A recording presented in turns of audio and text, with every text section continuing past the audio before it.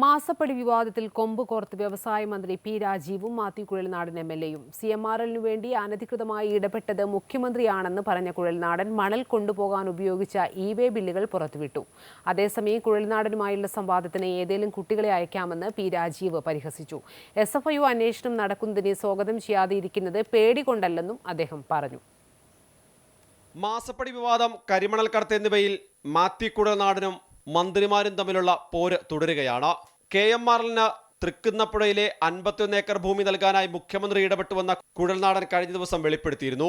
ഇതിനു പിന്നാലെ കുഴൽനാടനെ വെല്ലുവിളിച്ചുകൊണ്ട് മന്ത്രി പി രാജീവ് 5 ചോദ്യങ്ങൾ മുന്നോട്ട് വെച്ചു. ഇതിന് ഫേസ്ബുക്ക് വീഡിയോയിലൂടെ കുഴൽനാടൻ മറുപടി നൽകി. മുഖ്യമന്ത്രി സവിശേഷ അധികാരം ഉപയോഗിച്ചാണ് CMRLനു വേണ്ടി ഇടപെട്ടതെന്നും കുഴൽനാടൻ കുറ്റപ്പെടുത്തി.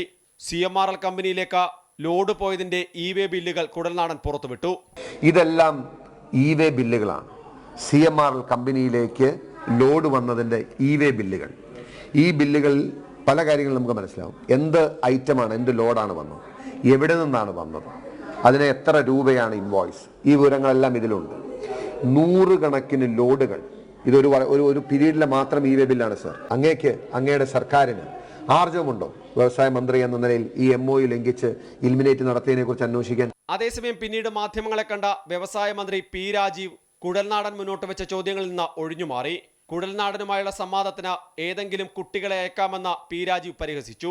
SFIO അന്വേഷണം നടക്കുന്നതിനെ സ്വാഗതം ചെയ്യാതിരിക്കുന്നത് പേടികൊണ്ടല്ലെന്നും ബാങ്കുകൾ ലോൺ നൽകുന്നതിൽ നിന്ന് പിന്മാറുമെന്നും അദ്ദേഹം പറഞ്ഞു. നമുക്ക് ഭയം ഉണ്ടായിട്ടില്ല. SFIO ഒരു അന്വേഷണം നടക്കുന്നു എന്ന് പറഞ്ഞാൽ സ്വാഭാവികമായിട്ട് ഒരു ബാങ്കും പിന്നെ KSIDCക്ക് ആ കാലയളവിൽ പൈസ കൊടുക്കില്ല.